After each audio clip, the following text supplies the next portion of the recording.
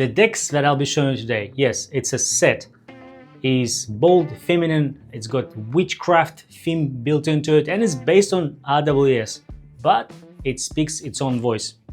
Hi, welcome back. I'm Jay and this is Lunatic Tarot, where I bring you weekly tarot and oracle deck reviews to inspire your readings, with the help of Dr. Kotnik over there, who is a great help behind the scenes but very quiet in the videos. A small publisher called Sion Tarot reached out and asked me if I want to review one of their new decks, the Sion Tarot and Sigils deck set. And after a little bit of deliberation, Dr. Kotnik and I accepted the offer, and I'll show you later why we did that. So this deck, the Sion Tarot, was designed by Luciana Peña, an Argentinian designer who now lives in Barcelona. Let's have a look at it. Very interesting deck together. So it's the Sion Tarot and complementary, or companion, I should say, the Sigils deck. Come in really nice packaging. It's quite simple, but that's on purpose.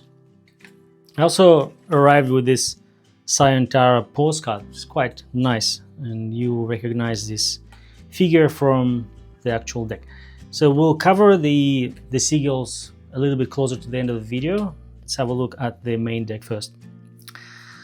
As I mentioned, Sion Tarot, I'm glad they reached out because I have not heard of Sion Tarot before, and it's quite a boutique publisher.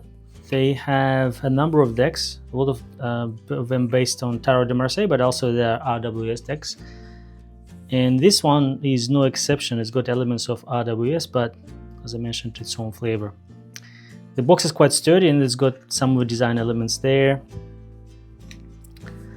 And in the box, we've got the guidebook, which I'll touch on a little bit later when we do a test read, and the actual cards. The paper stock on this deck is quite nice. So this is linen cardstock, and the cards density is 310 milligrams, which is quite good. And this deck is meant to be, based on the design and the quality of paper, a workhorse deck, which I think it can be easily done. You can easily riffle shuffle, I'll show you later, and do all other kind of things without worrying about decks wearing out too soon. For the artwork, so on the back of the deck, we've got two hearts here and broomsticks. I mentioned this is a witchcraft inspired deck, and you'll see a lot of that. The deck still maintains the traditional structure somewhat, but the card's been renamed, and then there's a different naming of the code cards. Actually, the deck has been reshaped quite a lot, to be honest with you. I mentioned that Dr. Kotnik and I wanted to review this deck, and the reason is this. There's definitely cut references on this deck. In fact, there was a couple of inclusions in this deck as well. These two cards. There's a bit of information on Luciana, and also you got this card. I'm not sure what this meant to be. Maybe it's sort of a wild card. You pick this one up and it comes with whatever meaning you want to assign to it, but I like that. And this guy here also approved. The artwork is definitely heavily geared towards divine feminine and witchcraft. You'll see a lot of broomsticks there, flying women. And while you may notice that there's no background here, the reason for simplicity there to make a reader focus on the actual meanings of the cards. And it's meant to be used by both beginners and seasoned tarot readers. We'll talk about at the end whether this worked out or not. And if you want to see all of the cards, don't worry, I'll do the full flip through at the end of the video for both the deck, the tarot deck, and the Sigils as well. Now, whether the removal of the background helped or not, I'll let you to be the judge of it. Using the Priestess card, for example, you no longer see this portal of knowledge behind her and no columns there, right? And to be fair, if you're familiar with RWS, you already know what this card represents. But if you're a new reader, this is where it gets a little bit interesting, because what you see here, it's a symbol from Turkish mysticism, I don't remember the name of it now, but I lived in Central Asia for a while. It's referred as dua, and it's basically as a protection from an evil eye. You'll see a lot of them in Persia, Iran, and Middle East. It's quite common. It doesn't represent the sacred knowledge. So for you to understand this card, you will need to read the guidebook or already know who High Priestess is. Now, card's been renamed as well. I mentioned that Elevation is another example here. So this is your Empress. And it works interestingly well because you would expect that Emperor has a balanced card, which was an Empress, and that's a card representing fertility, motherhood, Mother Earth, if you will. Now here represents something different. It's more like a freedom, the femininity of it. And I guess I'm not sure if this has balanced itself out, because we already have a feminine, unstructured feminine card with High Priestess, where Empress was more sort of, well, it's Emperor's wife, right? Here it's different, definitely. Some traditional cards you see, a Hierophant is changed to something else, and Gathering is also different. So what I'm trying to say is that while you may find some elements familiar, this is not your RWS deck. I quite like how the Moon, there's a continuity with cards here. So this is a Hermit, right? And the names are different here. You will see that the Moon shows up in this deck a few times. This is your Hanged Man card.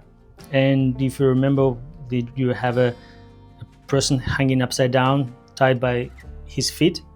Here, you have a character from a Nine of Swords, I want to say, waking up from a nightmare, but she's sleeping here and she's not having a nightmare, obviously. And the Moon is here also with a star. It's sort of ascension towards unknown, I suppose. And then you see the Moon for the third time, and this is a different type of Moon. So this is the uncertainty, and if you remember, there's a crustration crawling up between two dogs. Here you've got three ladies dancing, and this is Three of Cups, right? This is where it gets interesting, because I think this card sort of mixes different symbols from the RWS deck, and in some ways it's quite nice, but also you can see how this can be a little bit confusing, because when I saw this Moon, I remembered straight away where it came from. So I would immediately associate this through symbolic meaning with the Moon card, where it isn't actually that card. Now, another thing I like about this deck, I actually made a video about some dramatic, scary cards in RWS. This deck did a really good job of not putting you in that situation where you have to avoid them or come up with meaning. Death here is the dissolution. It's quite nice. And the Tower card, another very strange, very strong card, is a liberation card here, and I think it's a beautiful design where someone breaking away from an illusion or being attached to something or a structure that no longer serves them, and releasing them from this. Still having that element from a tower, if you remember, but with a completely different meaning. This deck still offers a layer of symbolism here. Like if you have a look here, this is your Judgment card, and this door from a portal are the ideas there. I'm sure there's a lot of stuff going on there. Also, I love the continuity here. So you will see this again on the Ace of Wands. So you'll see these elements showing up again and again. And this is the Ace of Wands I was talking about. Very similar design. Yes, by the way, this is one of my favorite cards from this deck. Now let's talk about Minor Arcana a little bit. So Minor Arcana is, a lot of it is borrowed from RWS, but with a feminine layer to it. So the familiar Five of Wands card here is 5, I wouldn't say witches, fighting, the green here and everything, more of a pagan feel to it. I also like this take on the Seven of Wands. Very similar design but different. Someone who is ready to die on the hill of the conviction, right? And the nod to the witchcraft and persecution of witches in medieval ages. Now let's talk about the court cards, because they are quite different in this deck. So this is the court cards from a Suit of Wands, and you can see it's a complete departure from what you're used to. in RWS. So instead of pages, you have guardians, and guardians, they are this protector of the suit. The Queen of Wands, the Queen's been swapped, so they moved to the second position where you normally see the Knight, and it represents this feminine, divine feminine, if you will. And by the way, you've noticed this here. So this is the banner that traveled from the High Priestess card to the Queen of Wands, right? So there's another restructure here. The Queens have been replaced with Warrior of Wands, and this is the outward energy. And the Kings here, they are different for each of the suits. As you will see in the flip through, in the other suits like Pentacles, let's say, this card will be manifestation, where in the Wands is the reincarnation. All right, let me show you the sigils before we go into the test read. So if you're not familiar with sigils, it's a magical concept where a symbol is created from some familiar archetypal images, or sometimes with images that are very familiar to a person creating them. And traditionally, sigils were created to invoke something or create an image that you could meditate on, or maybe use for manifestation in witchcraft. Now, it's quite an interesting concept here because sigils here are used more for oracle cards or maybe meditation, where you can use them as a clarifier or do a daily pull on the theme of a day, or maybe what energies you want to bring. There are 44 cards here. There's quite a nice guidebook, and I'll show you in a second how the symbolism here work. But similar design to the tarot deck, you've got the two hearts here and brooms, same linen paper, and the design is, I would say, even probably more simpler than the tarot deck. You've got some elements, you probably remember this one from the Empress card, and you've got the sigil in the middle and the meaning of the card, right? So it makes reading quite easier compared to the tarot deck. In the sigil interpretation, I haven't played with it that much to confirm if you actually can understand the symbols, but you can to a degree. Like here, you'll see a person and maybe kids, or a strong foundation here. And if you look at reflection, you will see in a second where you know this card from. And when it comes to meaning, so sigils would normally be a combination of few symbols, something that you can design yourself. You can have a sigil of a person's name, as you saw one of my deck reviews that I've done in the past, or in this case, the sigils are used to project the image or main point of the actual card, like here, for instance, or here. So very cool concept. I haven't seen anything done like this before. Normally you'll see oracle cards with images that based on nature or some symbolic representation, but not sigils. Sigils is a very magical concept, and it's quite refreshing and unique to see it here. So as I mentioned, this is likely to become your workhorse, and I haven't even done riffle shuffle with it before, but I knew straight away when I saw the deck that this is going to be a breeze, and I was 100% correct. It is a breeze. Shuffling is easy. The card size is very similar to my Radiant RWS. Just to give you an example, this is RWS and this is the Sion Tarot, almost identical in size. Let's do a test read for the upcoming energy for the week. We'll use 3 cards, the theme of the week, the challenge, and what I can do to address the challenge. And I'll attempt to do intuitive reading, and we'll use the book and you'll see what that looks like. So this is the cards I got. The energy of the week is a premonition. It looks like I'll be receiving some knowledge of what's coming. Not very clear card to me in this. I would think that this is probably more related to High Priestess by the looks of it.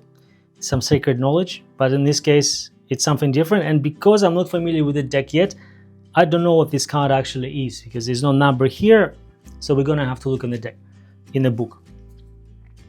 And the energies that will be blocking me, the challenge, is the Six of Swords, likely me wanting to take a refuge from a hustle and bustle. And that's actually quite true, because my work was super busy. I was filling in for someone who wasn't there for 2 weeks, and now I'm going back to my regular routine with my own tasks. And the action card here is to this is Eight of Wands. Now here, I'm not sure what that represents, but I'm going to go with RWS meaning. So this would be me dealing with a lot of action happening at work, which is basically telling me, don't dial down, do not take the foot off the pedal, continue, because it will be quite demanding. This is not the time to rest or find refuge. We just need to figure out what the premonition card is. Let's have a look. So I didn't realize that the guidebook is quite nice. It's thick enough and it's in color, which is also really good. And the mystery solved. The premonition is actually the king card here. I didn't realize that because there isn't a number. It's a code card. So interesting. The card features a witch standing behind a well filled with sacred water. The figure draped in a flowing cloth gazes into the water, symbolizing introspection and the ability to see beyond the surface. The vines and flowers surrounding the bricks represent the natural world and spiritual growth. Images in the water signify spiritual messages and intuition. In a prayer position, it suggests someone who can perceive hidden truths and receive spiritual messages. It may also indicate an individual who is undergoing a physical transformation. Quite interesting, because I'm actually trying to lose a bit of weight at the moment. So is that a transformation? Maybe. Well, but also I think it's talking about more of a spiritual meaning here. Quite interesting. Also, you can probably judge by the quality of what we just read. There's a lot of effort went into the book. It's not very, I would say, brief in descriptions. It's quite well written and gives you enough information to go on with the reading. Let's pull a sigil card. We also see how that works in practice. We're going to use it as a clarifier here. And I feel like we're going to go with, well, given it's a intuition, we're going to go with the left side. Silence. That's quite interesting. So, and I'm now curious what card the silence draw the inspiration from. So in the silence here, this is a hermit. Well, how it's called here. I think it's the wise one. The sigil depicts a moment. A moon at the top, symbolizing enlightenment. The eye in the center mirrors the eyes in the hermit's cloak. Usage: gain wisdom. Keyword: silence, deep knowledge. So it's interesting how it fits really well together with this. Now with sacred knowledge and working with something a bit more tangible, numbers and things like that, I'm not sure how that's going to work out. I expect there's going to be some insight to my life and living situation and things around it, but this is a read. Luciana wants his deck to be an inspiration for a new generation of readers. Because of that, it's quite symbolic and also, I would say, quite laconic, as in it uses minimum detail so not to distract the reader from the meaning of the cards and experience of reading. And she wants both beginners to enjoy this as well as seasoned RWS readers. And this is my take on it. I think if you are a beginner, it's very easy to get confused with this deck, because quite often the background, the context that you see in RWS meaning gives you a lot of clues on what this card can actually mean. Readers often, when they read intuitively, they pull different elements of a card rather than just the central piece of it. And they can derive a meaning from that. So I think for a beginner, this deck, while it's aiming to help by being symbolic, it could be a little bit confusing. And also the fact that the structure of the deck has been changed so significantly from as you saw, I got confused with the court cards and with the major arcana being renamed. it can be a tricky deck to manage. I think for someone who is familiar with RWS and understand the imagery, this is an excellent next step, because this is where you can mix and match different meanings. You can see continuity with the moon that I showed you. Also, you probably don't want that much of a context and the background behind, because really, if you read in RWS, these meanings come from symbols. Like if you look at the moon, you already know what it represents to you. I think this is a deck for someone who's actually really well versed in RWS. It's someone who is quite experienced and they want to take the readings into maybe more divine feminine, witchcraft area. I think that's going to be beautiful. And the sigils that come with it, I think plays really nicely into it, because they can also inspire you to create your own sigils. It can inspire you to start using them for your manifestation or any type of ritual you want to do. I think the execution of this deck, the quality of cardstock, the inclusion of 2 cats, Dr. Kotnik loved that one, and this new interesting idea of combining sigils into the divine feminine deck, I think it's a beautiful concept. And this deck definitely has its own character. It's not just an RWS clone, and I think Luciana did a great job with that. Now, it's quite a niche deck at that. I would say that because I don't practice magic and I'm not reading using divine feminine decks, this is probably not a deck I will use on a regular basis, and I think it's sort of a very niche product while executed beautifully. So I'm going to give this deck an honest, fair 3.5 pause on the cat meter, and I also would like to thank Artisan Tarot for setting this deck for review. And I hope you enjoy this. If you would like to get one of these decks, I'll include a link in the description below. So this is a Sion Tarot. What did you think of this deck? Did you like it? Did you hate it? Have you already bought one? Let me know in the comments below. And if you got something out of it, feel free to subscribe. If you'd like me to review a deck, feel free to reach out. Thank you for watching, enjoy the flip through, and I will see you in the next one.